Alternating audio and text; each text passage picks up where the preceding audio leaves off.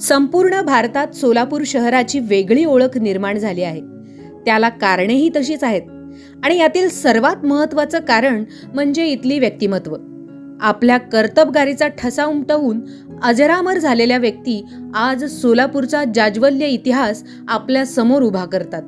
अशीच एक तरुण तडफदार व्यक्ती म्हणजे स्वर्गीय नागेश अण्णा करजगी.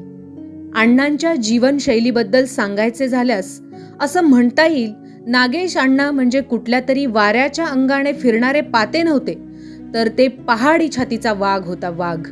म्हणून त्यांच्या बाबतीत इथं म्हणावंसं वाटतं, मुबारक बहार में गुले गुलजार में अचानक ये जगमगाता नूर आ गया है. सोलापूर वासियांच्या मनावर राज्य करणारा हा राजकुमार अचानकपणे आपल्या सर्वांना सोडून गेला. आपल्या छोट्याशा राजकीय जीवनात अण्णांनी मोठ्या प्रमाणावर जनसेवा केली. नागेश अण्णांना माहीत होतं की राजकारण हे दंडाच्या बळावर आणि मनाच्या चांगुलपणावर करता येत नाही, ते बुद्धीच्या कसरतीवरच करावं लागतं. अचाट बुद्धिचातुर्य घेऊन जन्माला आलेले अण्णा अल्पावधीतच सोलापूरकरांच्या मनात विश्वासाचे नाते निर्माण करत राहिले.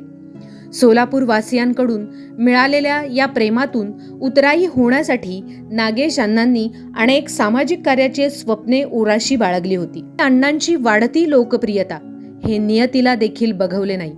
19 मार्च रोजी नागेश अण्णा आपल्याला सोडून गेले. स्वर्गीय नागेश अण्णांच्या जाण्याने करजगी कुटुंबावर मोठा दुःखाचा डोंगर कोसळला. हे दुःख बाजूला ठेवून अण्णांची अर्धवट राहिलेली स्वप्न पूर्ण करण्यासाठी कुमार दादा करजगी यांनी आपल्या एकुलत्या एक मुलाला हजारो मुलांमध्ये पाहण्याची मनाशी निश्चय केला आणि नागेश अण्णांच्या नावे नागेश करजगी ऑर्किड स्कूलची निर्मिती केली.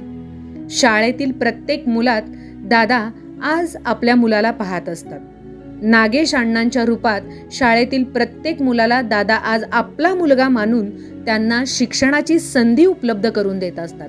म्हणून इथं आवर्जून म्हणावंसं वाटतं, तेरे लिए हम हैं जी होठों को सिए, तेरे लिए हम हैं जिए हर आंसू पिए, दिल में मगर जलते रहे.